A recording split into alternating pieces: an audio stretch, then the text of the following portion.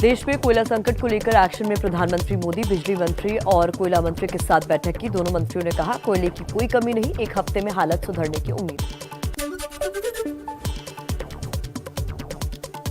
कोयले की किल्लत पर बोले कोयला मंत्री प्रहलाद जोशी, भारी बारिश की वजह से सप्लाई पर असर पड़ा। अंतर्राष्ट्रीय स्तर पर कोयले की कीमत 3 गुना बढ़ने से आयात भी कम हुआ। महाराष्ट्र के ऊर्जा मंत्री नितिन राउत ने कहा, मांग के मुताबिक नहीं मिल रहा कोयला। 3500 से 4000 मेगावाट बिजली की कमी है। राज्य में कहीं भी बिजली कटौती नहीं होगी। पीएम मोदी आज 100 लाख करोड़ रुपए वाली गति शक्ति योजना का शुभारंभ करेंगे। रेल और सड़क समेत 16 विभाग योजनाओं को देंगे रफ्तार। लाखों लोगों को मिलेगा रोजगार। रबी फसलों के मौसम में किसानों को बड़ी राहत। केंद्रीय कैबिनेट ने खाद सब्सिडी के लिए 28,655 करोड़ की मंजूरी दी। सैनिक स्कूल सोसाइटी के तहत खुलेंगे और स्कूल। केंद्रीय कैबिनेट ने 100 प्राइवेट और सरकारी सैनिक स्कूल खोलने को मंजूरी दी। चारा घोटाले का पर्दाफाश करने वाले अमित खरे पीएम मोदी के नए सलाहकार नियुक्त। नई शिक्षा नीति बनाने और डिजिटल मीडिया के बदलाव में भी निभा चुके हैं अहम भूमिका। प्रधानमंत्री मोदी का राष्ट्रीय मानवाधिकार आयोग के स्थापना दिवस पर विपक्ष पर निशाना। कहा, कुछ लोग एक ही घटना पर मानवाधिकार हनन देखते हैं। आतंकवाद और अफगानिस्तान के मुद्दे पर G20 शिखर सम्मेलन में बोले पीएम मोदी, अफगान की धरती का इस्तेमाल आतंकवाद के लिए ना हो। अफगानिस्तान के हालात से हर भारतीय दुखी।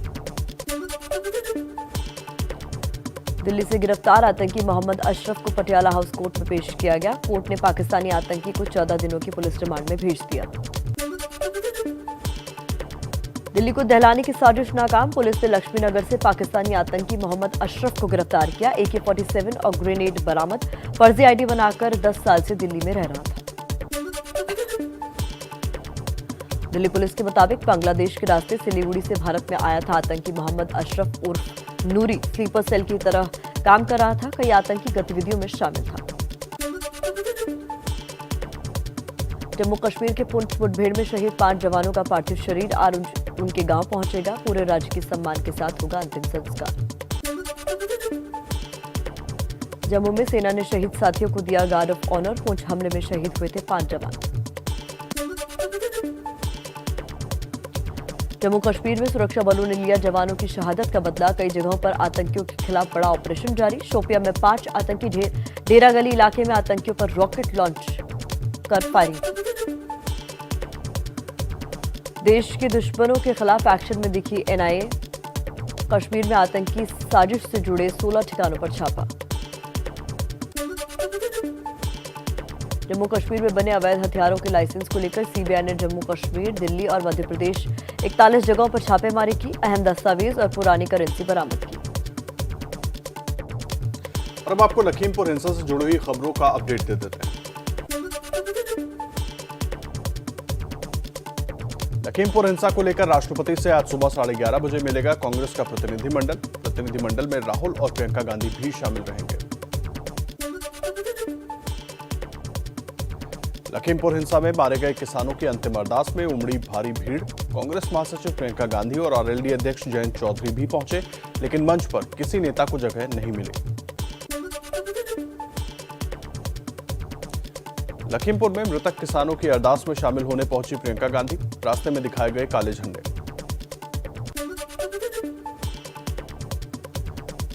दिल्ली से गुरुद्वारा प्रबंधक कमेटी की तरफ से संयुक्त किसान मोर्चा ने किया ऐलान। लखीमपुर के तिकोनिया में ही मृतक किसानों की याद में स्मारक बनाया जाएगा। किसान नेता राकेश टिकैत का बड़ा ऐलान। कहा, केंद्रीय मंत्री अजय मिश्रा की गिरफ्तारी तक आंदोलन जारी रहेगा। 18 अक्टूबर को ट्रेन रोको आंदोलन और 26 अक्टूबर को लखनऊ में महापंचायत करेंगे। लखीमपुर हिंसा के मुख्य आरोपी आशीष मिश्रा से पुलिस की पूछताछ जारी। 3 दिन की पुलिस रिमांड में है आशीष मिश्रा।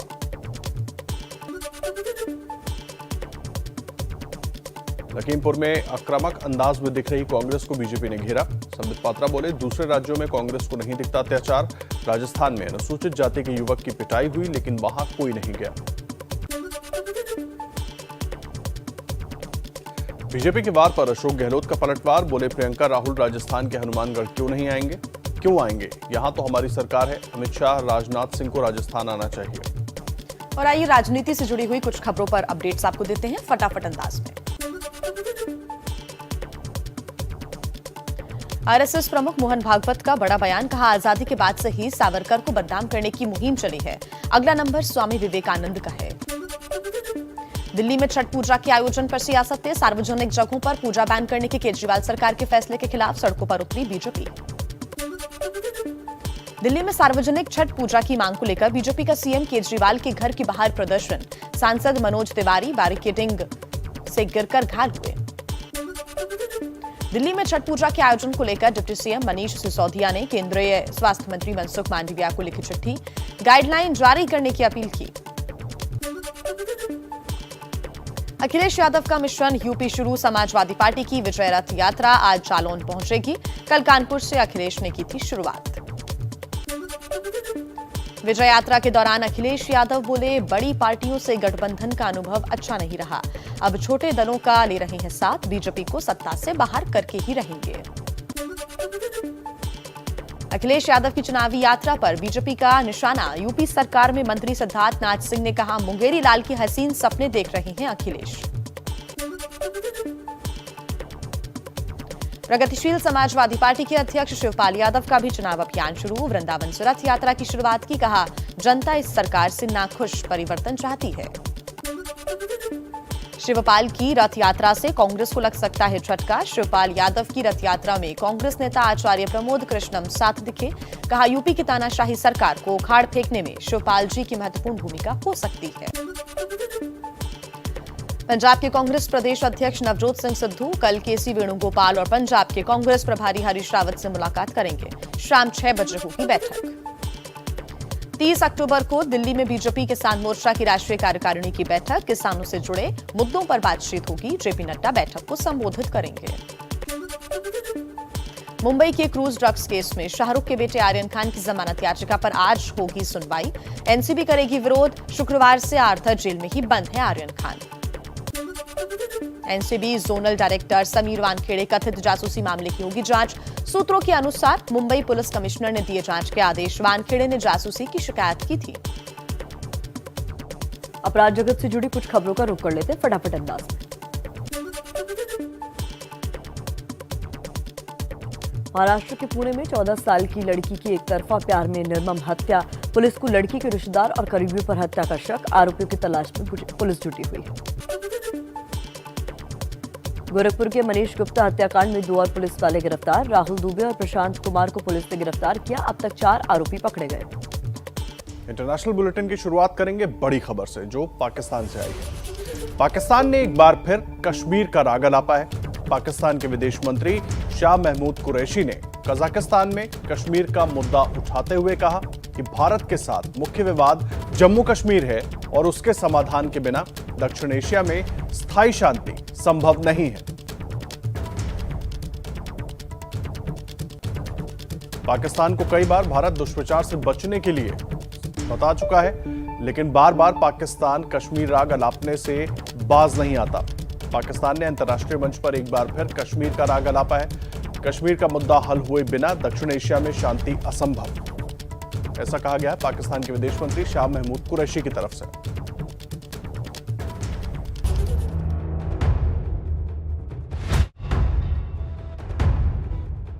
क्या मियां इमरान भारत को घेरने का ख्वाब देखते देखते अपने ही घर में घिर गए हैं? जिस सेना ने इमरान खान को पाकिस्तान के वजीर आजम की कुर्सी पर बिठाया, अब वही उन्हें कुर्सी से उतारने की तैयारी कर रही है। इमरान की आंखों का तारा बनी सेना क्या अब आंखों की किरकिरी बन गई है? इन सवालों की वजह बना है एक चेहरा। ये चेहरा है लेफ्टिनेंट जनरल नदीम अहमद अंजुम का, जिन्हें अब आईएसआई प्रमुख के पद पर नियुक्त कर दिया गया है। इमरान चाहते थे कि फैज हमीद ही आईएसआई प्रमुख के पद पर बने रहें, लेकिन उन्हें दगा देते हुए 6 अक्टूबर को नदीम अहमद अंजुम का नाम सामने आ गया।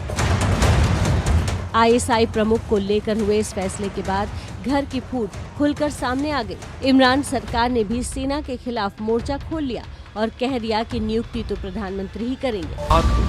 वज़ीर आज़म साहब की और chief of army staff general Qamar Bajwa की बहुत तवील नशिस्त हुई। जनरल बाजवा और प्राइम मिनिस्टर साहब के आपस में बहुत ही करीबी और बहुत ही खुशगवार ताल्लुकात हैं। एक दूसरे से क्लोज कोऑपरेशन है, एक दूसरे के साथ एक इंतहाई करीबी राब्ता और ताल्लुक है। और नए DGISI की तकर्री के लिए जो कानूनी तरीका है वो इख्तियार किया जाएगा, उसके ऊपर भी दोनों का इत्तफाक राय है। उसमें जो अथॉरिटी है वो वज़ीर आज़म की है। मन में भले ही कड़वाहट भरी हो, लेकिन जुबान अब भी मीठा ही बोल रही है। बोले भी क्यों ना, इतिहास गवाह है कि पाकिस्तान में सरकार बनाना और बिगाड़ना सेना के हाथों में है। भी प्राइम मिनिस्टर ऑफिस कुछ ऐसा हरगिज कदम नहीं उठाएगा जिससे पाकिस्तान की फौज या पाकिस्तान के जो सिपाहसालार हैं उनकी इज्जत में कमी हो। और मैं यहाँ ये भी बता दूं कि पाकिस्तान की फौज और पाकिस्तान के सिपाहसालार कोई ऐसा कदम नहीं उठाएंगे जिससे पाकिस्तान के वज़ीर आज़म या पाकिस्तान के सिविल सेटअप की इज्जत में कमी हो। इमरान की चाहत तो फैज हमीद को ही ISI प्रमुख पर बनाए रखने की थी, लेकिन उन्हें बिना बताए गुपचुप तरीके से सत्ता ही बदल गई। दरअसल ISI प्रमुख की नियुक्ति की घोषणा प्रधानमंत्री कार्यालय की तरफ से होती है, लेकिन इस बार पाकिस्तानी सेना ने खुद ही प्रमुख के नाम की घोषणा कर दी। इस फैसले की वजह फैज अहमद के अफगानिस्तान दौरे से जोड़कर भी देखा जा रहा है। उनके अफगानिस्तान दौरे की तस्वीरें सामने आने के बाद खूब बवाल मचा। अब वजह चाहे जो कोई भी हो, इमरान मियां नाराज हैं और कह रहे हैं कि आखिरी फैसला तो प्रधानमंत्री कार्यालय की तरफ से ही आएगा। मामला सुलझाने के लिए इमरान ने मंगलवार को बैठक भी बुलाई थी, जिसमें ISI अधिकारी भी शामिल हुए थे। अब जरा उस नदीम अहमद अंजुम के बारे में जान लीजिए, जिसको लेकर इतना बवाल मचा हुआ है। नदीम पाकिस्तानी सेना की पंजाब रेजिमेंट से आते हैं। वो कराची कोर कमांडर के साथ कॉलेज कमांडेंट के रूप में भी काम कर चुके हैं।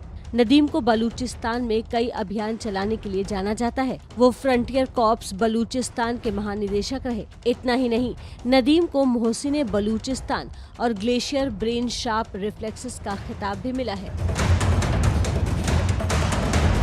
अब यही नदीम मियां इमरान और पाकिस्तान सेना के बीच की लकीर बन चुके हैं। घर के अंदर शुरू हुई जंग में कौन जीतेगा ये तो वक्त ही बताएगा। लंबे समय बाद तानाशाह जब दुनिया के सामने आया तो आतंक प्लान के साथ आया। इस बार तानाशाह परमाणु हथियारों के साथ सामने आया, जिसने पूरी दुनिया को चिंता में डाल दिया।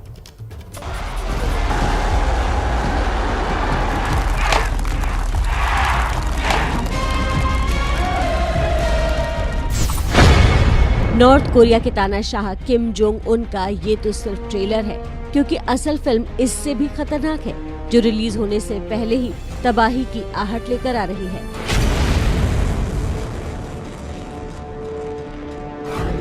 भारी भारी और बड़े बड़े इन हथियारों को देख किम जोंग के चेहरे पर जो मुस्कान आई है, वो दुनिया को तबाह करने की क्षमता रखती है।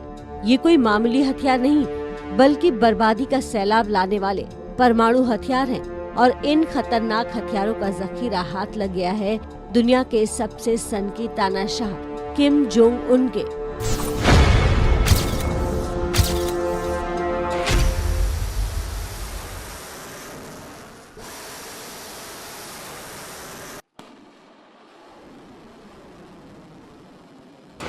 परमाणु मिसाइलों की इस मंडी के साथ खड़े होकर किम जोंग पड़ोसी दक्षिण कोरिया और दुश्मन देश अमेरिका को युद्ध की चेतावनी दे रहा है।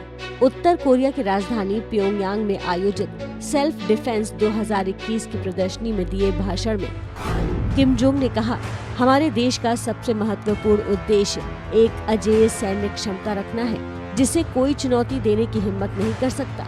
अमेरिका और दक्षिण कोरिया की शत्रुतापूर्ण नीतियों को देखते हुए नॉर्थ कोरिया के लिए हथियारों का विकास जरूरी है। अमेरिका और दक्षिण कोरिया की वजह से कोरियाई प्रायद्वीप में अस्थिरता आई है।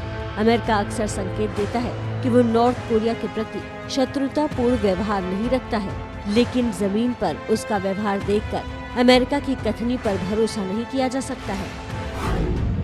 हथियारों की इस प्रदर्शनी में किम जोंग ने नॉर्थ कोरिया के जिन हथियारों को दुनिया के सामने पेश किया, उनमें सबसे खतरनाक हथियार अंतर्द्वीपीय परमाणु मिसाइल हवासोंग 16 है। ये नॉर्थ कोरिया की सबसे ज्यादा दूरी तक मार करने वाली मिसाइल है। इस मिसाइल को नॉर्थ कोरिया ने अक्टूबर 2020 के मिलिट्री परेड में पेश किया था। हालांकि अभी तक इस मिसाइल का परीक्षण नहीं किया गया है। इसके साथ ही ICBM का भी प्रदर्शन किया गया। इस मिसाइल का परीक्षण 2017 में किया गया था। ये बैलिस्टिक मिसाइल पनडुब्बियों के साथ ट्रेन से भी दागी जा सकती है। ये ठोस ईंधन वाली कम दूरी की मिसाइल है।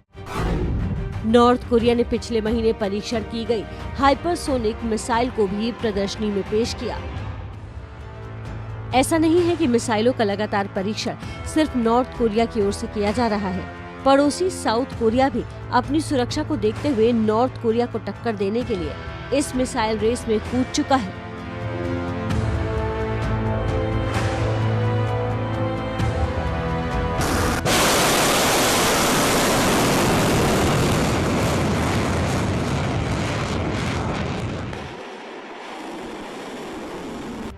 दोनों ही देशों ने पिछले महीने सितंबर में नई मिसाइलों का परीक्षण किया था। इसी साल मई महीने में साउथ कोरिया से प्रतिबंध हटने के बाद साउथ कोरिया ने फिर से अपने मिसाइल कार्यक्रम को तेज कर दिया है। पहले से ही नॉर्थ कोरिया के परमाणु मिसाइल परीक्षण से चिंतित अंतर्राष्ट्रीय समुदाय के लिए अब साउथ कोरिया का मिसाइल परीक्षण भी चिंता का सबब बनता जा रहा है। और अगर आने वाले दिनों में साउथ कोरिया के साथ साथ नॉर्थ कोरिया के परमाणु मिसाइल परीक्षण पर रोक नहीं लगी तो ये दुनिया के लिए एक बहुत बड़ा खतरा बन सकती है।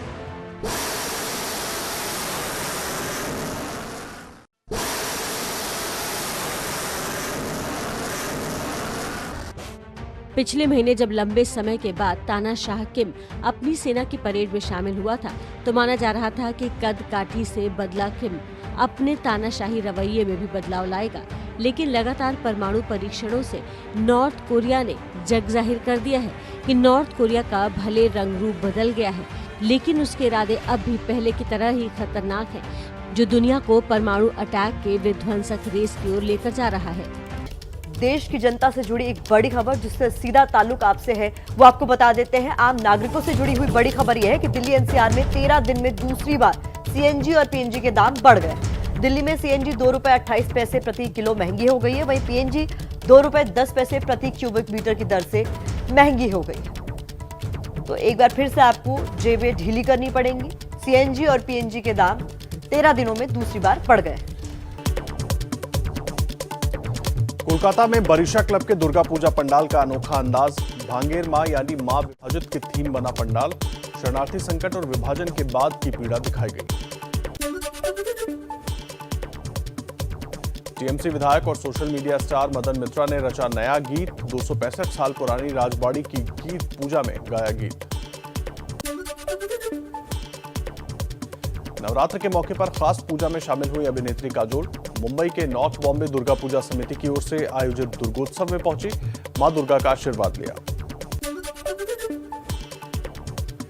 तेलंगाना में हैदराबाद मन मोह रही अनूठी सजावट। इको फ्रेंडली मां दुर्गा की 45 फीट ऊंची मूर्ति स्थापित की गई। 22 कलाकारों ने 35 दिनों में बनाई मूर्ति। प्रयागराज में दुर्गा प्रतिमाओं का विसर्जन तालाब के बजाय गंगा जल में होगा। इलाहाबाद हाईकोर्ट ने भी जारी किया आदेश। गंगा नदी के तट पर अस्थायी गड्ढों में किया जाएगा काम। देश में कोयला संकट को लेकर एक्शन में प्रधानमंत्री मोदी बिजली मंत्री और कोयला मंत्री के साथ बैठक की। दोनों मंत्रियों ने कहा कोयले की कोई कमी नहीं, एक हफ्ते में हालात सुधरने की उम्मीद। कोयले की किल्लत पर बोले कोयला मंत्री प्रहलाद जोशी। भारी बारिश की वजह से सप्लाई पर असर पड़ा। अंतर्राष्ट्रीय स्तर पर कोयले की कीमत 3 गुना बढ़ने से आयात भी कम हुआ। महाराष्ट्र के ऊर्जा मंत्री नितिन राउत ने कहा मांग के मुताबिक नहीं मिल रहा कोयला। 3500 से 4000 मेगावाट बिजली की कमी है। राज्य में कहीं भी बिजली कटौती नहीं होगी। पीएम मोदी आज 100 लाख करोड़ रुपए वाली गतिशक्ति योजना का शुभारंभ करेंगे। रेल और सड़क समेत 16 विभाग योजनाओं को देंगे रफ्तार। लाखों लोगों को मिलेगा रोजगार। रबी फसलों के मौसम में किसानों को बड़ी राहत। केंद्रीय कैबिनेट ने खाद सब्सिडी के लिए 28,655 करोड़ की मंजूरी दी। सैनिक स्कूल सोसाइटी के तहत खुलेंगे और स्कूल। केंद्रीय कैबिनेट ने 100 प्राइवेट और सरकारी सैनिक स्कूल खोलने की मंजूरी दी। चारा घोटाले का पर्दाफाश करने वाले अमित खरे पीएम मोदी के नए सलाहकार नियुक्त, नई शिक्षा नीति बनाने और डिजिटल मीडिया के बदलाव में भी निभा चुके हैं अहम भूमिका। प्रधानमंत्री मोदी का राष्ट्रीय मानवाधिकार आयोग के स्थापना दिवस पर विपक्ष पर निशाना, कहा कुछ लोग एक ही घटना पर मानवाधिकार हनन देखते हैं।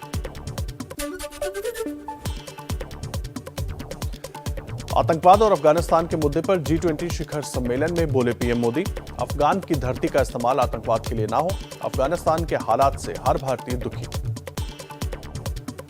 तो लगातार देश में आतंकी घटनाएं बढ़ रही हैं, ऐसे में सुरक्षा बलों की तरफ से भी कार्रवाई की जा रही है। इससे जुड़ा हुआ अपडेट आपको देते हैं फटाफट अंदाज में। दिल्ली से गिरफ्तार आतंकी मोहम्मद अशरफ को पटियाला हाउस कोर्ट में पेश किया गया। कोर्ट ने पाकिस्तानी आतंकी को 14 दिन की पुलिस रिमांड पर भेजा। दिल्ली को दहलाने की साजिश नाकाम, पुलिस ने लक्ष्मीनगर से पाकिस्तानी आतंकी मोहम्मद अशरफ को गिरफ्तार किया। AK-47 और ग्रेनेड बरामद। फर्जी आईडी बनाकर 10 साल से दिल्ली में रह रहा था। दिल्ली पुलिस के मुताबिक बांग्लादेश के रास्ते सिलीगुड़ी से भारत में आया था आतंकी मोहम्मद अशरफ उर्फ नूरी। स्लीपर सेल की तरह काम कर रहा था, कई आतंकी गतिविधियों में भी शामिल था। जम्मू कश्मीर के पुंछ मुठभेड़ में शहीद 5 जवानों का पार्थिव शरीर आज उनके गांव पहुंचेगा। पूरे राजकीय सम्मान के साथ होगा अंतिम संस्कार। जम्मू में सेना ने शहीद साथियों को दिया गार्ड ऑफ ऑनर। पुंछ हमले में शहीद हुए थे 5 जवान। जम्मू कश्मीर में सुरक्षा बलों ने लिया जवानों की शहादत का बदला। कई जगहों पर आतंकियों के खिलाफ बड़ा ऑपरेशन जारी। शोपियां में 5 आतंकी थे। डेरा गली इलाके में आतंकियों पर रॉकेट लॉन्चर से फायरिंग। देश के दुश्मनों के खिलाफ एक्शन में दिखी NIA। कश्मीर में आतंकी साजिश से जुड़े 16 ठिकानों पर छापा। जम्मू कश्मीर में बने अवैध हथियारों के लाइसेंस को लेकर CBI के जम्मू कश्मीर, दिल्ली और मध्य प्रदेश में 41 जगहों पर छापे। अहम दस्तावेज और पुरानी करेंसी बरामद। लखीमपुर हिंसा को लेकर राष्ट्रपति से आज सुबह 11:30 बजे मिलेगा कांग्रेस का प्रतिनिधिमंडल। प्रतिनिधिमंडल में राहुल और प्रियंका गांधी भी शामिल रहेंगे। लखीमपुर हिंसा में मारे गए किसानों की अंतिम अरदास में उमड़ी भारी भीड़। कांग्रेस महासचिव प्रियंका गांधी और RLD अध्यक्ष जयंत चौधरी भी पहुंचे, लेकिन मंच पर किसी नेता को जगह नहीं मिली। लखीमपुर में मृतक किसानों की अरदास में शामिल होने पहुंची प्रियंका गांधी। रास्ते में दिखाए गए काले झंडे। दिल्ली सिख गुरुद्वारा प्रबंधक कमेटी की तरफ से संयुक्त किसान मोर्चा ने किया ऐलान। लखीमपुर की तिकोनिया में ही मृतक किसानों की याद में स्मारक बनाया जाएगा। किसान नेता राकेश टिकैत का बड़ा ऐलान, कहा केंद्रीय मंत्री अजय मिश्रा की गिरफ्तारी तक आंदोलन जारी रहेगा। 18 अक्टूबर को ट्रेन रोको आंदोलन और 26 अक्टूबर को लखनऊ में महापंचायत करेंगे। लखीमपुर हिंसा के मुख्य आरोपी आशीष मिश्रा से पुलिस की पूछताछ जारी। 3 दिन की पुलिस रिमांड में है आशीष मिश्रा। लखीमपुर में आक्रामक अंदाज में दिख रही कांग्रेस को बीजेपी ने घेरा। संबित पात्रा बोले, दूसरे राज्यों में कांग्रेस को नहीं दिखता अत्याचार। राजस्थान में अनुसूचित जाति के युवक की पिटाई हुई, लेकिन वहां कोई नहीं गया। बीजेपी के वार पर अशोक गहलोत का भी पलटवार। बोले, प्रियंका राहुल राजस्थान के हनुमानगढ़ क्यों आएंगे, यहां तो हमारी सरकार है। अमित शाह, राजनाथ सिंह को राजस्थान आना चाहिए। देश को बिजली संकट से निजात दिलाने के लिए सरकार की ओर से जारी तमाम कोशिशों के बीच कल प्रधानमंत्री मोदी खुद हरकत में आए। उन्होंने बिजली और कोयला मंत्री के साथ बैठक की। दोनों मंत्रियों ने 1 हफ्ते में हालात सुधरने का भरोसा दिया है।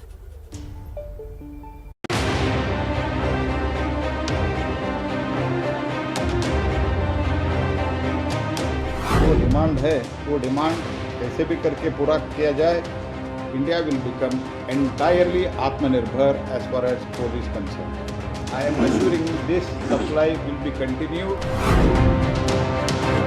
कोयला संकट को लेकर उठ रहे तमाम सवालों को दरकिनार करते हुए कोयला मंत्री प्रहलाद जोशी ने हफ्ते भर में सब कुछ ठीक हो जाने का भरोसा दिया है। यही विश्वास उन्होंने पीएम मोदी के साथ हुई बैठक में भी जताया। पीएम मोदी के साथ बैठक में बिजली मंत्री RK सिंह और कोयला मंत्री प्रहलाद जोशी ने कोयले की आपूर्ति पर जानकारी दी। सूत्रों के मुताबिक प्रधानमंत्री मोदी ने संकट की स्थिति से निपटने के लिए किए जा रहे उपायों और आगे की कार्य योजना की समीक्षा की। कोयला मंत्री प्रहलाद जोशी के मुताबिक सरकार हर रोज 2 मिलियन टन कोयला सप्लाई करने के लक्ष्य पर काम कर रही है। कोल इंडिया मंत्रालय सब मिलके हमारा पूरा प्रयास चल रहा है कि जो डिमांड है वो डिमांड कैसे भी करके पूरा किया जाए, ऐसा हमारा बहुत प्रयास चल रहा है। कोयले की कमी से देश के अलग अलग हिस्से बिजली संकट से जूझ रहे हैं। छात्रों को पढ़ने में दिक्कतें आ रही हैं। उद्योग धंधे ठप हो रहे हैं। संकट की इस स्थिति को लेकर विपक्ष लगातार सरकार पर हमलावर है। पूरे एनटीपीसी से मान लो 3500 मेगावाट मिल रही है तो उसको 1750 मेगावाट कर दिया गया है, बिल्कुल आधा कर दिया है। और आधा करने के बाद काम चल नहीं सकता है। केंद्र सरकार जो दावा कर रही है तो उसमें तो कोई सच्चाई है ही नहीं। पावर प्लांट फिर बंद क्यों हो रहे हैं? कोयले की भी पूर्ति नहीं कर पा रही, आखिर केंद्र सरकार कर क्या रही है? विपक्ष के आरोपों पर कोयला मंत्री ने हालात के लिए राज्यों की गलती को जिम्मेदार बताया। जुलाई तक हम रिक्वेस्ट करते रहे, कोयला हमारे पास है, जब ज़्यादा बारिश होगा हम सप्लाई कर नहीं पाते हैं, कृपया थोड़ा स्टॉक बढ़ाइए। उन्हें नहीं लिया। And even though it was on credit, they have not paid us. केंद्र सरकार ने 3 वजह गिना दी जिनके चलते कोयले की कमी हुई है। भारी बारिश से सप्लाई पर असर पड़ा। अंतर्राष्ट्रीय बाजार में कोयला महंगा हुआ है। अर्थव्यवस्था में तेजी से मांग बढ़ी है। सरकार और विपक्ष के आरोप प्रत्यारोप के बीच एक अच्छी खबर महाराष्ट्र से आई है।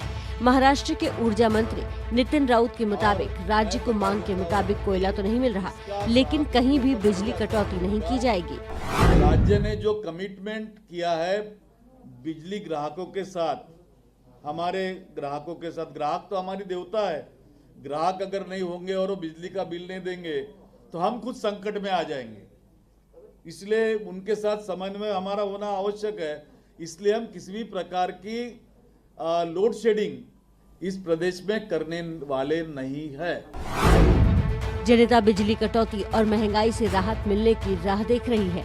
हालांकि हालात सामान्य करने के लिए राज्य सरकारों को महंगी बिजली खरीदनी पड़ सकती है और इस महंगाई की मार आखिरकार आम लोगों पर ही होगी।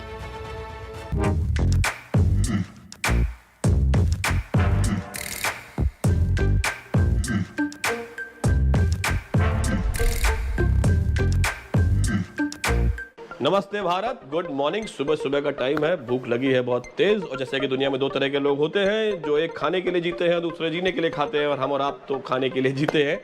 आज मैं आपको ले आया हूँ शेफ प्रकाश यादव के पास, ITC फॉर्च्यून होटल वापी के अंदर हम किचन में खड़े हुए हैं। वैसे ये जयपुर के रहने वाले हैं, लेकिन वापी गुजरात में काम करते हैं। बताइए क्या खिला रहे हैं आज हमको आप? नमस्ते, मैं आज गुजराती मेथी मुठिया बनाने वाला हूँ। मेथी मुठिया, और दूसरी चीज़ क्या खिला रहे हैं आप मुझे? पैन बेसिल टिक्का है, पनीर टिक्का है, पैन बेसिल पनीर टिक्का। उसके लिए हम लोगों को बेसन चाहिए जी। इसके साथ में हम आटा ले लेंगे। चॉप्ड किया हुआ फ्रेश मेथी है। थोड़ा सा स्पाइसी के लिए अच्छा लगेगा चिली फ्लेक्स, ग्रीन चिली डालेंगे। थोड़ा सा इसमें हम अजवाइन डालेंगे। चॉप्ड अदरक है, फिर क्रश किया हुआ धनिया है। फिर इसमें हम थोड़ा हल्दी पाउडर डालेंगे। इसमें मस्टर्ड ऑयल डालेंगे। फिर इसका हम अच्छे से डो बनाएंगे, एक मिक्स करके। टाइट डो बनानी है थोड़ा सा। इस तरह से डो बन के रेडी हो, हमारा बन के हो गया है तैयार। थोड़ा सा इसको डस्ट करेंगे हल्का सा, ऐसे जो थोड़ा इस पर चिपके नहीं, स्टिकी नहीं हो। इसको ज़्यादा है दो में डिवाइड कर दीजिए। इसको हम लोग इसमें स्टीम इसमें हम ये स्टीमर रेडी है, इसमें हम स्टीम करेंगे। तो प्रकाश जी ये बताइए कि जब तक ये स्टीम हो रहा है जी, तब तक हम लोग ऐसे खड़े होकर टाइम पास तो करेंगे नहीं। तो कुछ और आप जो खिला रहे थे दूसरी चीज़, वो भी तो बताइए।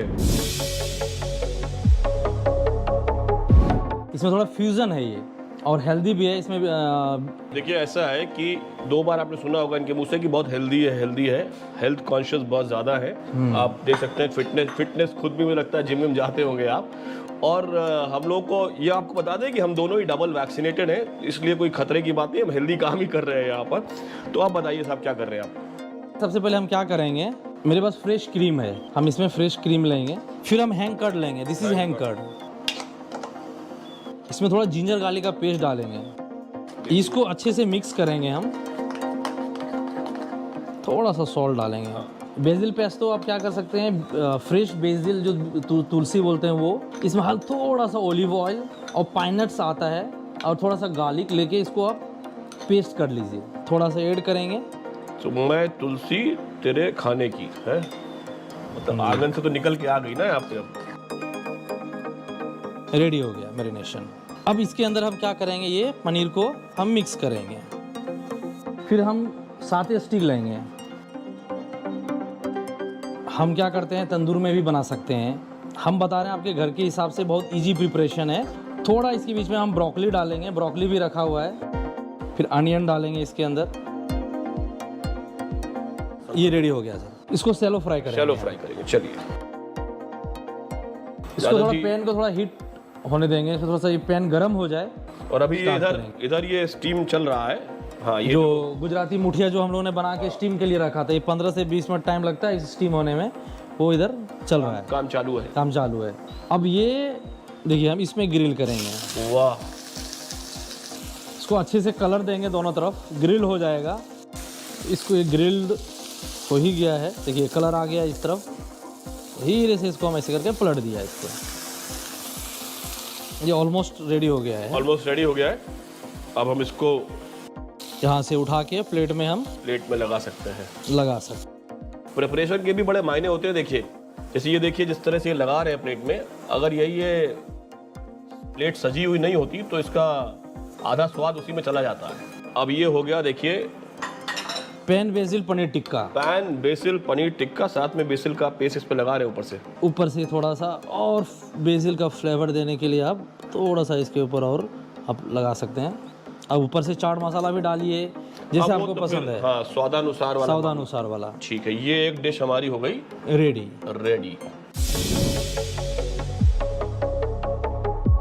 अब बारी है जेम्स वॉट के स्टीम इंजन की। इसमें क्या बन के रेडी हो गया है मेरे ख्याल से। देखिए, आप बताइए। आप ये मुझे तो कुछ लग रहा है कि पक गया है सब कुछ, बिल्कुल स्टीम्ड हो गया है और वो पक चुका है। अब तो इसको फिर बाहर, इसको हम का रास्ता दिखाया जाए। हाँ, बाहर सीधा अपना बोर्ड पे रखेंगे। उसमें से आपको जितना साइज चाहिए इसके हिसाब से हम स्लाइस करेंगे। इसको कट के रेडी हो चुका है सारे। अब इसको क्या करेंगे, थोड़ा सा हम टेम्परिंग करेंगे। टेम्परिंग मतलब थोड़ा सा तड़का लगाना। चलिए साहब, इसमें हम ऑलिव ऑयल डालेंगे, उसके बाद मस्टर्ड सीड डालेंगे, करी पत्ता, इसके अलावा फिर थोड़ा हम सिसमी सीड डालेंगे, बस दैट्स इट। तिल डालेंगे, ये बाद में डालेंगे हम, या थोड़ा सा डाल सकते हैं बाद में, लगाया जाएगा मतलब। हाँ बस, हाँ, मैं समझ गया। ये रेडी है ऑलरेडी। देखिए ऐसे ऑलरेडी। फिर इसके ऊपर थोड़ा सिसमी, बस हल्का सा अब इसको थोड़ा सा टॉस कर दीजिए, टूटेगा नहीं, आराम से धीरे धीरे। ये आपका रेडी हो गया। देखिए, अब थोड़ा जितना आप थोड़ा कलर देना है तो आप इसमें कलर दे सकते हैं, उतना क्रिस्पी भी हो जाएगा। फिर उतना क्रिस्पी भी हो जाएगा। चलिए, अब इसको हम, देखिए ये प्रिपरेशन अब रेडी हो गया है।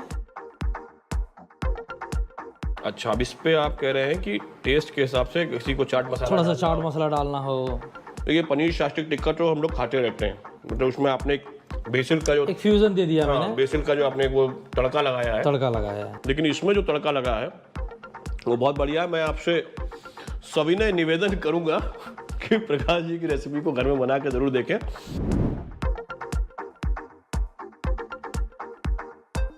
और आप यहीं अभी तक, तो देखिए, हम तो ये गुजराती मीठी मुठिया का आनंद ले रहे हैं। आप देख के जलिए मत, घर में बनाइए और उसका स्वाद उठाइए। हम और आप मिलेंगे अगले एपिसोड में, फिर कुछ नया बनाते, खाते, या फिर कुछ नई जगह को ढूंढते, घूमते, घुमाते। देखते रहिए एक अकेला इस शहर में।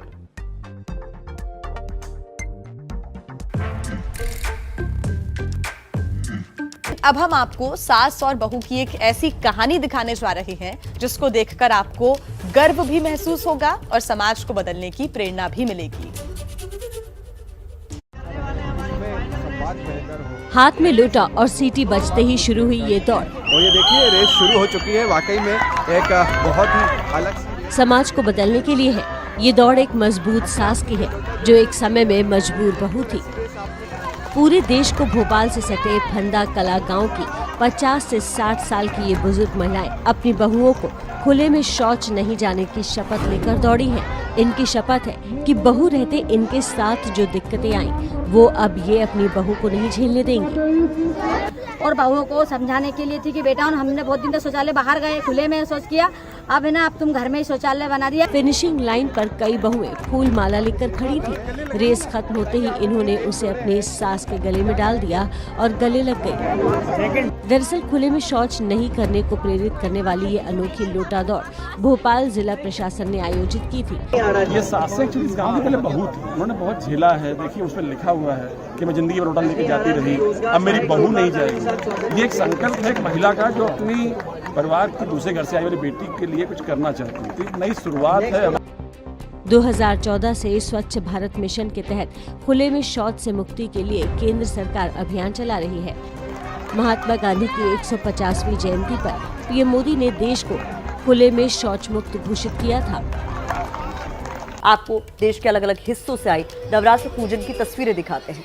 कोलकाता, पश्चिम बंगाल में उत्तर 24 परगना, पटना और हैदराबाद की 4 तस्वीरें हम आपको दिखा रहे हैं। किस तरीके से दुर्गा पंडालों में भारी भीड़ है, भक्त पहुंच रहे हैं दर्शन करने के लिए। आज अष्टमी मनाई जा रही है और इस मौके पर अलग अलग पंडालों की तस्वीरें आप तक हम पहुंचा रहे हैं। कोलकाता की तस्वीर, पटना की तस्वीर, हैदराबाद और पश्चिम बंगाल के ही उत्तर 24 परगना की भी तस्वीर।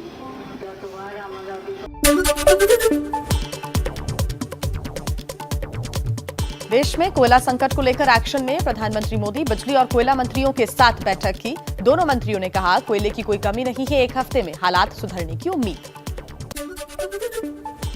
कोयले की किल्लत पर बोले कोयला मंत्री प्रहलाद जोशी, भारी बारिश की वजह से सप्लाई पर असर पड़ा। अंतर्राष्ट्रीय स्तर पर कोयले की कीमत 3 गुना बढ़ने से आयात भी कम हुआ। पीएम मोदी आज 100 लाख करोड़ रुपए वाली गति शक्ति योजना का करेंगे शुभारंभ। रेल और सड़क समेत 16 विभाग योजनाओं को देंगे रफ्तार, लाखों लोगों को मिलेगा रोजगार। रबी फसलों के मौसम में किसानों को बड़ी राहत, केंद्रीय कैबिनेट ने खाद सब्सिडी के लिए 28,655 करोड़ की मंजूरी दी। दिल्ली से गिरफ्तार आतंकी मोहम्मद अशरफ को पटियाला हाउस कोर्ट में पेश किया गया। कोर्ट ने पाकिस्तानी आतंकी को 14 दिनों की पुलिस रिमांड में भेज दिया। चलिए अब बात कर लेते हैं लखीमपुर खीरी में हिंसा के बाद के हालात की। लखीमपुर हिंसा को लेकर राष्ट्रपति से आज सुबह 11:30 बजे मिलेगा कांग्रेस का प्रतिनिधिमंडल। प्रतिनिधिमंडल में राहुल और प्रियंका गांधी भी शामिल रहेंगे। लखीमपुर हिंसा में मारे गए किसानों के अंतिम अरदास में उमड़ी भारी भीड़। कांग्रेस महासचिव प्रियंका गांधी और आरएलडी अध्यक्ष जयंत चौधरी भी पहुंचे, लेकिन मंच पर किसी नेता को जगह नहीं मिली।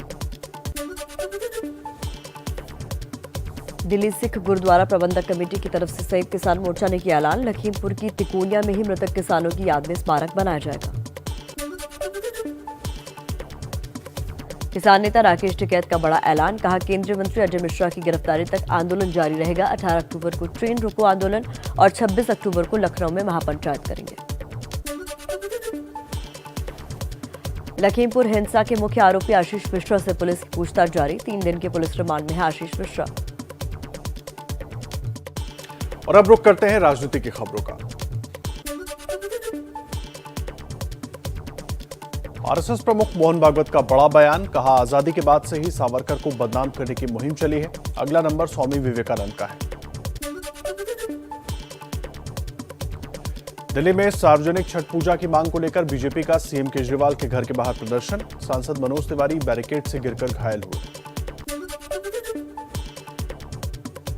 दिल्ली में छठ पूजा के आयोजन को लेकर डिप्टी सीएम मनीष सिसोदिया ने केंद्रीय स्वास्थ्य मंत्री मनसुख मांडविया को लिखी चिट्ठी, गाइडलाइन जारी करने की अपील की। अखिलेश यादव का मिशन यूपी शुरू। समाजवादी पार्टी की विजय रथ यात्रा आज जालौन पहुंचेगी। कल कानपुर से अखिलेश ने की थी शुरुआत।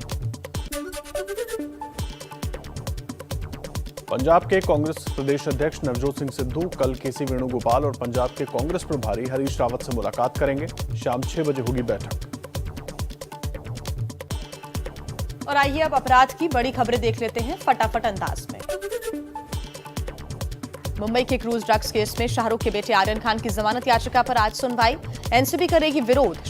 शुक्रवार से आर्थर जेल रोड पे बंद है Aryan. NCB zonal director Sameer Wankhede कथित जासूसी मामले की होगी जांच। सूत्रों के मुताबिक मुंबई पुलिस कमिश्नर ने दिए जांच के आदेश। वानखेड़े ने जासूसी की शिकायत की थी। गोरखपुर के मनीष गुप्ता हत्याकांड में 2 और पुलिसकर्मी गिरफ्तार। राहुल दुबे और प्रशांत कुमार को पुलिस ने गिरफ्तार किया। अब तक 4 आरोपी पकड़े गए हैं। चलिए अब विदेश की कुछ अहम खबरों का रुख कर लेते हैं।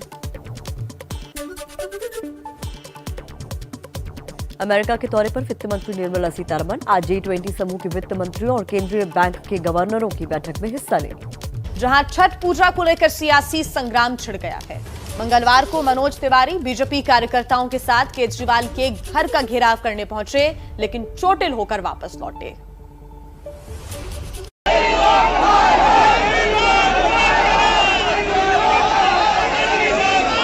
मंगल के दिन ये सियासी दंगल दिल्ली में हुआ। मुद्दा था छठ पूजा, जिस पर दिल्ली सरकार ने कोरोना की वजह से रोक लगाई है और इसी रोक के विरोध में बीजेपी सांसद मनोज तिवारी पिछले कई दिनों से अभियान चला रहे थे और मंगलवार को दल बल के साथ मुख्यमंत्री केजरीवाल के घर का घेराव करने पहुंच गए।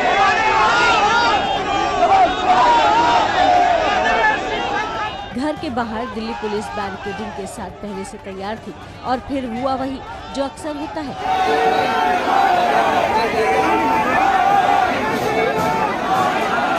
कार्यकर्ताओं और समर्थकों में जोश भरने के लिए मनोज तिवारी बैरिकेड पर जा चढ़े और हाथ में तख्ती लेकर नारेबाजी कर ही रहे थे कि भीड़ को तितर बितर करने के लिए पुलिस ने पानी की बौछार शुरू कर दी।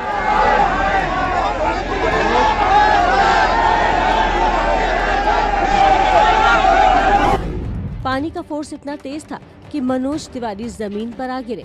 उनके कान में चोट लग गई। मनोज तिवारी के जख्मी होते ही वहां अफरा तफरी मच गई। पुलिस वालों ने मनोज तिवारी को अस्पताल पहुंचाया। मनोज तिवारी कुछ घंटों तक सफदरजंग अस्पताल में भर्ती रहे और फिर वहीं से अपने समर्थकों के लिए एक वीडियो संदेश जारी किया।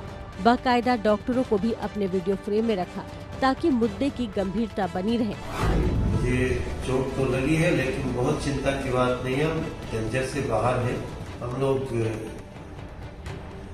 छठ माँ की पूजा की चाहते हैं, तो कोई भी अपना धैर्य न खोए और कोई अफवाह भी नहीं फैलनी चाहिए। हम लोगों की जो मांग है वो चलती रहेगी। बाकी मैं स्वस्थ हूँ। आप सबकी दुआ से छठ मैया के पास सार्वजनिक जगहों पर छठ पर्व के आयोजन पर रोक लगा दी है, लेकिन बीजेपी का आरोप है कि जब दिल्ली में बाजार, mall, restaurant, hotel, metro, cinema hall, swimming pool खुल गए हैं तो फिर छठ पर रोक क्यों है? और इसी क्यों का जवाब लेने मनोज तिवारी केजरीवाल के घर पहुंचे थे। मंगलवार सुबह से लेकर दोपहर तक सब कुछ किसी फिल्म की तरह हुआ। एक्शन और लोकेशन दोनों लगातार बदलते रहे और शाम को मनोज तिवारी अचानक वाराणसी पहुंच गए। एक कार्यक्रम में शामिल हुए, फिर काशी से भी केजरीवाल पर निशाना साधा और मुद्दे को पूर्वांचल के लोगों के अपमान से जोड़ दिया। तर्क दिया ये कि जब यूपी बिहार में छठ पर रोक नहीं है तो दिल्ली में रोक क्यों लगाई गई। केजरीवाल जो हिंदू धर्म, पर्व, त्योहारों के खिलाफ जो विरुद्ध नीति चला रहे हैं, वो भी उत्तर प्रदेश को भी देखना चाहिए, गोवा को भी देखना चाहिए, पंजाब को भी देखना चाहिए और उत्तराखंड के भी पूर्वांचल के लोगों को, उत्तर प्रदेश बिहार के लोगों को देखना चाहिए कि ये व्यक्ति कितना बड़ा संस्कृति विरोधी और छठ विरोधी व्यक्ति। लेकिन दिल्ली सरकार ने भी अब गेंद केंद्र सरकार के पाले में डाल दी है। दिल्ली के डिप्टी सीएम मनीष सिसोदिया ने केंद्रीय स्वास्थ्य मंत्री मनसुख मांडविया को खत लिख दिया। कहा, पिछले साल भी कोविड-19 महामारी के खतरों को देखते हुए भारत सरकार के निर्देशों के अनुसार ही पूरे देश में छठ पर्व मनाने से संबंधित निर्णय लिए गए थे। अब भारत सरकार जल्द से जल्द स्वास्थ्य विशेषज्ञों व अन्य संबंधित लोगों से परामर्श कर छठ पर्व मनाने के संबंध में इस वर्ष के लिए भी दिशा निर्देश जारी करे, जिससे उत्तर भारत के सभी श्रद्धालु छठ पर्व को अपनी श्रद्धा, निष्ठा व सुरक्षा को ध्यान में रखते हुए मना सके। अब फैसला करने और आदेश देने का हक केंद्र सरकार के पास है और दबाव मनोज तिवारी पर आ गया है कि केंद्र में सरकार उन्हीं की पार्टी की है और मंजूरी नहीं मिली तो उनका आंदोलन भी सवालों के घेरे में आ जाएगा। चलिए आगे बढ़ते और बात कर लेते हैं लखीमपुर खीरी की। किसानों की हत्या का मामला लगातार जोर पकड़े हुए है और आज इसी मुद्दे को लेकर राहुल गांधी राष्ट्रपति रामनाथ कोविंद से मुलाकात करेंगे।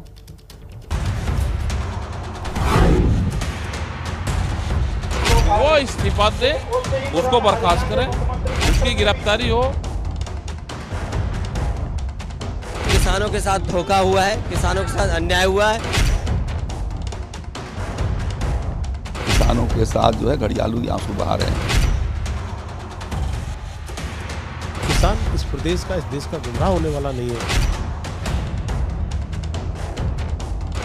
3 अक्टूबर को लखीमपुर में जिन किसानों ने जान गंवाई, उनके लिए मंगलवार को अंतिम अरदास की रस्म पूरी की गई। बाद में मंच सजा, किसान नेताओं ने अपना पक्ष रखा।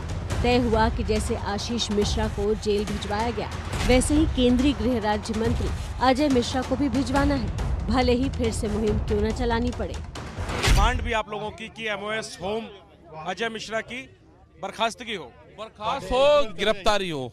120B का मुलजिम है। आप ये कह रहे हैं कि अजय मिश्रा भी उस दिन की घटना में कौन कह रहा? 120B का मुलजिम, 120B का मुलजिम घटना स्थल पर शामिल नहीं होता, वो प्लान बनाता है। प्रियंका गांधी भी अपने ऐलान के मुताबिक मृतकों को श्रद्धांजलि देने पहुंची। हालांकि मंच किसानों का था, इसलिए उन्हें जमीन पर ही बैठना पड़ा। शायद उन्होंने जमीन पर ही बैठना सही समझा। प्रियंका जब तक बैठी रही, खामोश रही, लेकिन ट्विटर पर उन्होंने बहुत कुछ कहा, लिखा। लखीमपुर में शहीद किसानों एवं पत्रकार रमन कश्यप जी की अंतिम अरदास में शामिल होकर उन्हें श्रद्धांजलि अर्पित की। इस संघर्ष का अंत तभी होगा जब किसान एवं पत्रकार रमन कश्यप जी को न्याय मिलेगा। बड़े बड़े सियासतदान वहां मार खा जाते हैं जहां कथनी और करनी में अंतर होता है, और कांग्रेस समझ चुकी है कि यूपी में चुनावी जमीन मजबूत करनी है तो जनता के बीच एक्शन में दिखते रहना भी जरूरी है।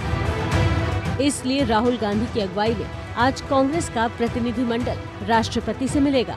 7 सदस्यों के प्रतिनिधिमंडल में मल्लिकार्जुन खड़गे, प्रियंका गांधी और संगठन महासचिव केसी वेणुगोपाल शामिल होंगे। इसके अलावा अधीर रंजन चौधरी या रणदीप सुरजेवाला में से कोई एक नेता शामिल होगा। लखीमपुर के मुद्दे पर प्रियंका ने जिस फुर्ती से दिल्ली लखनऊ एक कर दिया है, उससे ये बात साफ हो चुकी है कि कांग्रेस लखीमपुर हिंसा को यूपी चुनाव में बड़ा मुद्दा भी बनाएगी और अपने पक्ष में माहौल भी, और यही बात बीजेपी को गवारा नहीं। सब लोग जो है वो चुनाव नज़दीक आने के नाते किसानों के साथ जो है घड़ियालू आंसू बहा रहे हैं। पिछले 3-4 सालों में ये कहीं न निकले, न कहीं पर गए, न इनकी सरकार ने काम किया। चुनावी रेस में राहुल प्रियंका ही नहीं, अखिलेश भी हैं, जो मंगलवार को कानपुर से चुनावी रथ पर सवार होकर यूपी मंथन के लिए रवाना हो चुके हैं। 2 दिनों में लगभग 200 किलोमीटर चलेंगे। आगे पूरी यूपी चलते रहने का कार्यक्रम है ताकि सत्ता में बीजेपी को चलता किया जा सके। ये समाजवादी विकास रथ लगातार चलेगा। उत्तर प्रदेश को विकास में लाने के लिए जो किसानों के साथ धोखा हुआ है, किसानों के साथ अन्याय हुआ है, उनका हक और सम्मान दिलाने के लिए विजय यात्रा। नौजवानों की नौकरी रोजगार छिने हैं, दोबारा नौकरी रोजगार मिले नौजवानों के लिए। इसलिए यूपी में विजय तिलक किसका होगा, इसका जवाब अभी किसी के पास नहीं, लेकिन अखिलेश के दावों और आरोपों का जवाब बीजेपी ने तैयार रखा है। किसानों के नाम पर कुछ तथाकथित लोग जो गुमराह करना चाहते हैं किसानों के लिए, वो किसान इस प्रदेश का, इस देश का गुमराह होने वाला नहीं है। किसान जिस तरह से पहले भाजपा के साथ था, भाजपा के साथ है और भाजपा के साथ रहेगा। लखीमपुर हिंसा के बाद सबसे बड़ा सच ये है कि सरकार चिंता में है, इसलिए सीएम योगी अपने बड़े अधिकारियों को प्रभावित इलाकों में भेज रहे हैं। इसी के तहत गोरखपुर जोन के एडीजी अखिल कुमार बहराइच पहुंचे और गुरुद्वारे में जाकर सिख समुदाय से बातचीत की। सरकार की तरफ से ऐसे दर्जनों अधिकारियों को जिम्मा सौंपा गया है जो बहराइच, लखीमपुर और आसपास के जिलों में जाकर लोगों से मुलाकात करेंगे ताकि सरकार पर जनता का कॉन्फिडेंस डगमगाए नहीं। क्रूज ड्रग्स मामले में आर्यन खान जेल में है और आज फिर से उसकी जमानत पर सुनवाई है।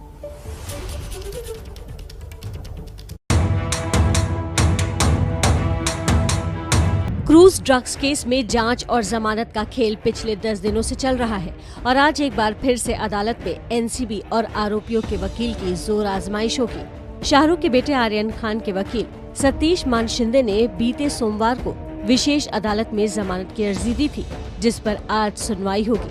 हालांकि एनसीबी अब भी जमानत के विरोध में है।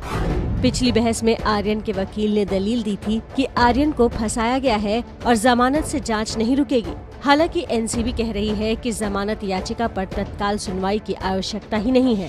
आर्यन खान के मामले में अदालत ने एनसीबी को आज जवाब दाखिल करने के लिए भी कहा है। इस बीच एनसीबी के जोनल डायरेक्टर समीर वानखेड़े की कथित जासूसी का मुद्दा भी तूल पकड़ने लगा है। सोमवार को समीर वानखेड़े महाराष्ट्र के डीजीपी संजय पांडे से मिले थे। शिकायत की थी कि सादी वर्दी में 2 पुलिस वाले उनकी जासूसी कर रहे हैं। समीर की शिकायत के बाद महाराष्ट्र पुलिस के डीजीपी ने मामले की जांच के आदेश दिए हैं। एडिशनल कमिश्नर रैंक के अधिकारी को जांच की जिम्मेदारी दी गई। वानखेड़े ने शिकायत में बताया कि उनकी मां का देहांत साल 2014 में हुआ था और तब से वो हमेशा कब्रिस्तान जाते रहते हैं। आरोप है कि ओशिवारा पुलिस स्टेशन के 2 पुलिस कर्मियों ने कब्रिस्तान से उनका सीसीटीवी फुटेज लिया है। एनसीबी अधिकारी की कथित जासूसी की बात सामने आने के बाद बीजेपी और महाराष्ट्र सरकार के बीच तलवारें खिंच गई हैं। उनकी जासूसी की जा रही है। वो कहाँ रेड करेंगे, कब रेड करेंगे, किस पर रेड करेंगे, क्या ये जानकारी आप पहले जानना चाहते हो ताकि उन ड्रग माफिया को बताया जा सके? ये ड्रग माफिया महाराष्ट्र सरकार के लगते कौन है? मुझे लगता है कि कोई पुलिस डिपार्टमेंट ने कौन से भी स्तर पे ऐसी कोई इंस्ट्रक्शंस दी नहीं है। तमाम सवालों और सफाई के बीच क्रूज ड्रग्स केस का मुद्दा पेचीदा हो गया है और जांच के साथ साथ सियासी जंग भी जारी है, जो जल्दी शांत होती नहीं दिख रही।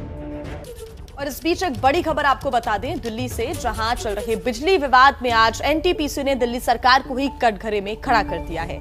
एनटीपीसी ने दिल्ली को बिजली देने के आंकड़े जारी किए हैं। एनटीपीसी ने कहा है कि दिल्ली के लिए जितनी बिजली उपलब्ध कराई जा रही है उसका 70% ही दिल्ली ले रही है।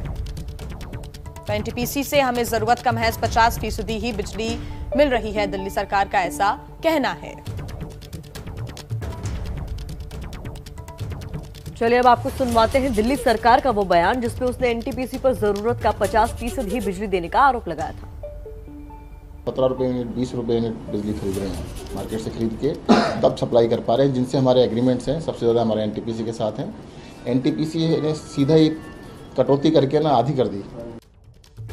तो देखिए, बिजली संकट को लेकर ये विवाद लगातार गहराता जा रहा है। अलग अलग राज्यों की तरह दिल्ली सरकार की तरफ से भी ये कहा जा रहा था कि हमें जरूरत के मुताबिक बिजली नहीं दी जा रही है या नहीं मिल पा रही है, लेकिन अब एनटीपीसी ने ये बात स्पष्ट कर दी है कि जितनी बिजली दिल्ली सरकार को दी जा रही है, दिल्ली उसके केवल 70% ही बिजली का उपयोग कर रही है। आखिर ये पूरा दिल्ली का बिजली विवाद है क्या, आपको वो बता देते हैं।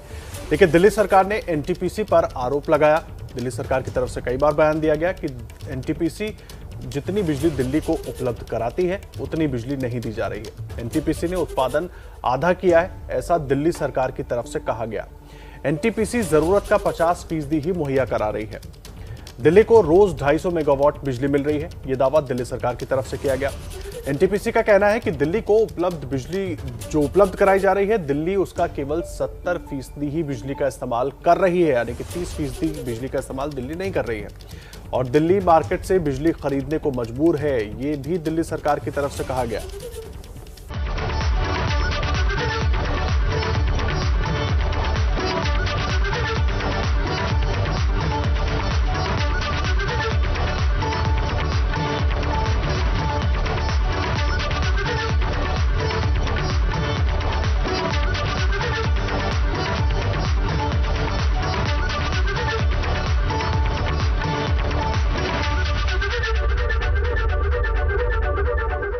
और आइए अब सीधा चलते हैं इरफान जी के पास और देख लेते हैं आज कार्टून के जरिए वो क्या कुछ कहने की कोशिश कर रहे हैं। इरफान जी, साइकिल में पंचर जोड़ने की दुकानें तो आपने देखी होंगी, लेकिन साइकिल में पंचर करने की भी कोई दुकान होती है क्या?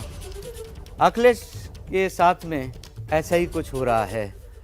उनको खतरे बाहर से कम बल्कि अपने परिवार से ज़्यादा ही दिखाई दे रहे हैं। इसलिए उनको ध्यान रखना है कि अपने रास्ते में आने वाली जो कीलें बिछाई जा रही हैं उनको किस तरह से दूर किया जाए।